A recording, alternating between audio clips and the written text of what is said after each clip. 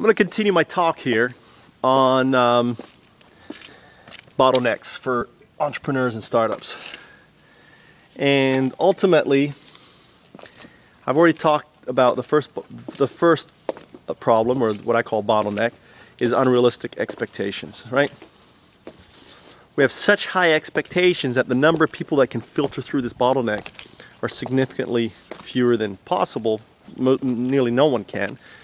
And ultimately, the ones that do violate the requirements. so we have basically we've placed restrictions on entrepreneurs that are unrealistic, right? We have to recognize that as private equity and as funders and everything else, whether you're the Kauffman Foundation, Startup America, you name it. You've got to recognize that these expectations are unrealistic for funding. Ultimately, these expectations that funders have leads to that next bottleneck, which is funding. Now, you may say, well, aren't these the same thing, Mike? Aren't you dealing with private equity expectations, funding expectations, now you're leading to the funding. Well, the funding bottleneck is significantly bigger than that, because ultimately there is only so much money that can be invested given the current framework. Let me explain. Basically, and a good statistic is this statistic, and no one caught on to it except for me when I heard them. They're like, okay, I need to stop saying I'm the only one. Maybe other people's caught on to it. But let me point it out to you. The Kauffman Foundation for Global Entrepreneurship basically did, one of the presidents did a talk, and it was actually on their webpage for a while, and they've removed it. I don't know if they removed it because of me pointing it out, because it's pretty damning information. The simple fact is this, that in the last 10 years, on average, only 700,000 companies in the United States have launched. Okay? Right? Right, let's say that again. So for the last 10 years, only 700,000 companies have launched in the United States according to their research. Now, to me, this is like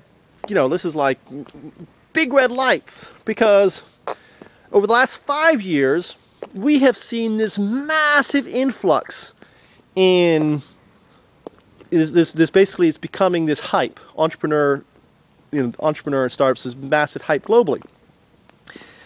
From Global Entrepreneur Week, that probably helped start the hype, which was founded by the Kauffman Foundation, right?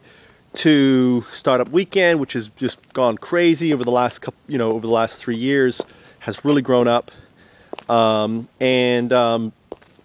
to the Lean Startup, more massive hype, which is over the last 5 years. So all this hype, and yet with their data and their information is that last year and projected this year, there's going to be a significant shortfall in this number.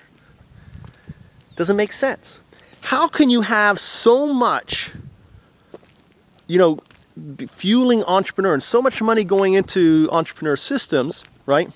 And yet we're having fewer companies launch. And why has the number stayed the same for the last 10 years? Well, when you start thinking about it, the answer is pretty obvious. The answer, again, is there's only so much money. Starting companies is expensive. Having ideas is easy. Turning those ideas into companies is very difficult because of the bottlenecks, right? The 3 bottlenecks that I'm going to talk about. And I've already talked about one of them. The expectations, funding. Funding, and the reason why funding is so important is because successful innovation equals money plus the right team plus the right market conditions. Okay? Successful innovation equals money. That is why I've defined the startup into 3 stages, 3 funding stages. The last stage I invented, the seeded is something I created, the seeded startup, that's the VC, because it fits with the pre-seed.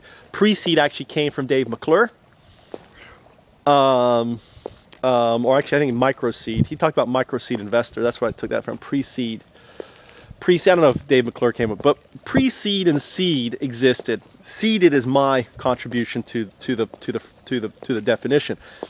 And even though these terms existed, there was no definition for those terms, really, maybe, not really. No one really saying these are the definitions. So I laid down the law and set up the definitions.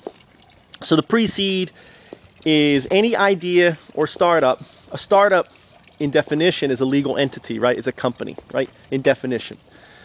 So, for example, if you're doing Global Entrepreneur Week, if you're part of Startup Weekend, and so on and so on and so on, technically speaking, what you're doing is not a startup, right?